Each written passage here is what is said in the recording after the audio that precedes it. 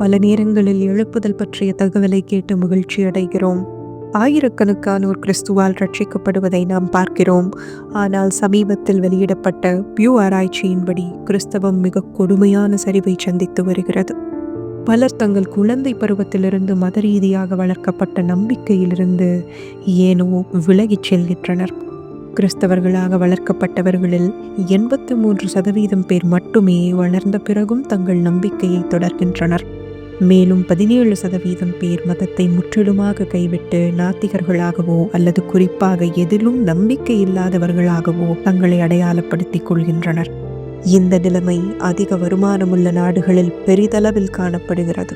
உதாரணமாக அமெரிக்காவில் 1990க்கு பிறகு பிறந்தவர்களில் 46% பேர் மட்டுமே இன்னும் கிறிஸ்தவர்களாக உள்ளனர். இந்த போக்கு மதமாற்றம் பற்றியதல்ல. இளைய தலைமுறையினர் மதமாற்ற வாழ்க்கையை தேர்வு செய்கிறார்கள்.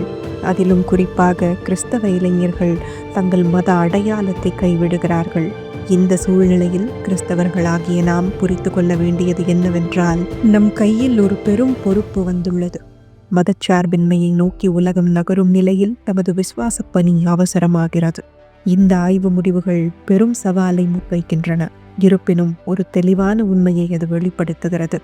நம் பிள்ளைகளை மீட்பின் பாதையில் மீண்டும் கொண்டு வர வேண்டிய மகத்தான பணியை இன்றே நாம் கையில் எடுக்க வேண்டியது அவசியமாகிறது. கர்த்தாவே, வழி தவறி போகும் இளம் பிள்ளைகளை உம்மோடு இணைக்க உமது ஆவியினால் எங்களை வழிநடத்தி பலப்படுத்தும். உமது பிரசன்னமும் வல்லமையும் இந்த தலைமுறைக்கு பதிலாக இருக்கட்டும். ஆமென்.